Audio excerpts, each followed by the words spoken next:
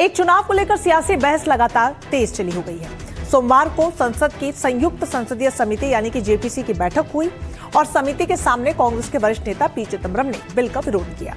चिदंबरम ने सवाल उठाया कि अगर 2029 में लोकसभा और सभी राज्यों के चुनाव एक साथ होते हैं लेकिन केंद्र में किसी भी दल को बहुमत नहीं मिलता है तो आगे क्या होगा? क्या फिर पूरे देश में दोबारा चुनाव करवाए जाएंगे? उन्होंने चुनाव खर्च कम होने के सरकार के दावे पर भी सवाल उठाया और कहा कि उम्मीदवारों के खर्च पर लगाम लगाने की जरूरत है। तो वहीं बैठक में शामिल कुछ पद्म पुरस्कार से सम्मानित लोगों ने एक साथ चुनाव का समर्थन किया और इसे देश हित में बताया। तो वहीं जेपीसी अब तक कई राज्यों का दौरा भी कर चुकी है। विपक्ष शासित कुछ राज्यों ने इसका विरोध भी किया है। इस बीच बड़ी खबर वन नेशन वन इलेक्शन से जुड़ी हुई, जिसको लेकर गतिरोध जारी है। जेपीसी बैठक में कांग्रेस ने बिल का विरोध किया है, तो वहीं चिदंबरम ने 2029 के फॉर्मूले पर भी सवाल खड़े कर दिए हैं। बहुमत नहीं मिलने पर व्यवस्था पर सवाल खड़ा किया गया है। तो वहीं पद्म पुरस्कार विजेताओं ने बिल का समर्थन किया है। 2029 से लागू करने की कोशिशों में एनडीए सरकार जुटती हुई नजर आ रही है, लेकिन विपक्ष इस पर कई गंभीर सवाल खड़े कर रहा है। विपक्ष का कहना है कि पूर्ण बहुमत अगर नहीं मिलता तो क्या देश में दोबारा से चुनाव करवाए जाएंगे?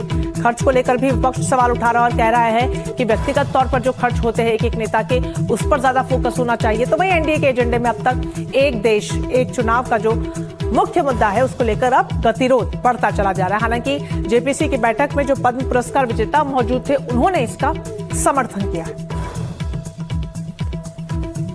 जो भी पद्म अवार्डी है हमारे, तो उन्होंने अपने अलग अलग विभिन्न सेक्टर से आते हैं, तो उनके अलग अलग अनुभव जो है वो हमें मिले। और मेरा मानना है कि कमेटी के लिए अच्छी रिच इंफॉर्मेशन उनसे मिली, अच्छे इनपुट उनसे मिले और वन नेशन वन इलेक्शन के लिए बहुत ही महत्वपूर्ण उनके विचार हैं। सारे पद्म अवार्डी चाहते हैं कि सफिशिएंट सेफ गार्ड रख करके वन नेशन वन इलेक्शन देश के हित में है।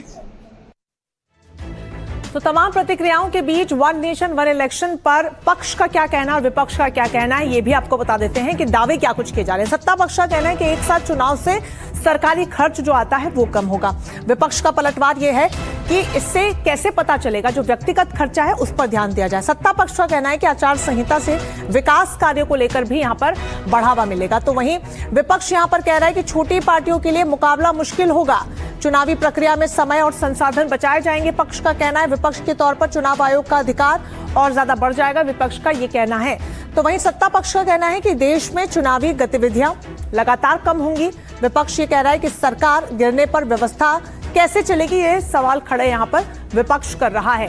तो ऐसे में जो तमाम प्रतिक्रियाएं सामने आ रही हैं, आचार संहिता से विकास कार्य नहीं रुकेंगे, सत्ता पक्ष का ये कहना है। और ऐसे में जो तमाम दावे किए जा रहे हैं सरकार की तरफ से, सत्ता पक्ष की तरफ से, उसको लेकर गतिरोध अब यहां पर बना हुआ है, क्योंकि विपक्ष अड़ा हुआ है और अपनी प्रतिक्रियाओं के जरिए अपने पक्ष को विपक्ष सामने रख रहा है।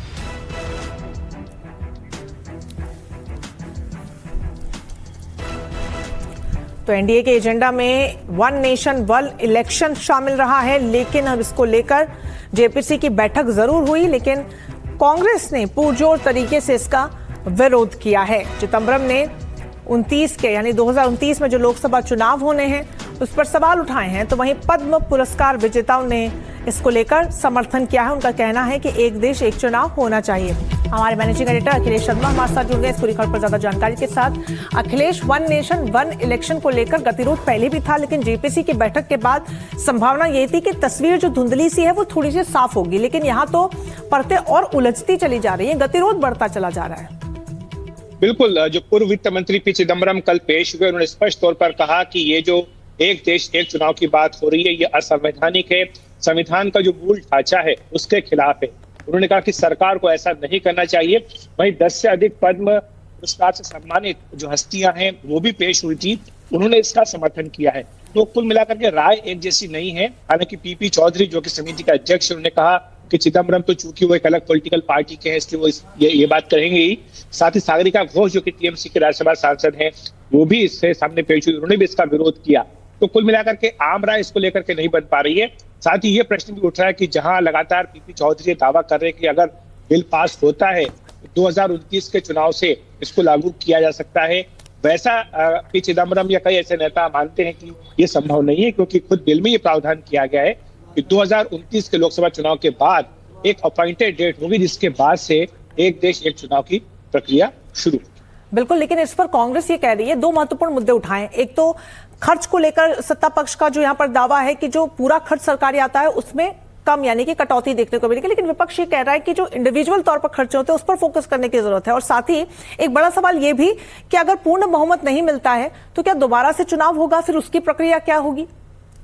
ये सारे प्रावधान तो बिल में किए गए हैं कि अगर पूर्ण बहुमत नहीं मिलता है तो फिर क्या होगा, ये सारी बातें इस बिल में रखी गई हैं। लेकिन बड़ी बात यह है कि जहां पर देश में एक साथ चुनाव होते आए थे वो कोई योजनाबद्ध ढंग से नहीं होता था, और अगर देश में चुनाव बिखर करके हो रहे हैं तो ये भी कोई योजनाबद्ध ढंग से नहीं हो रहा है।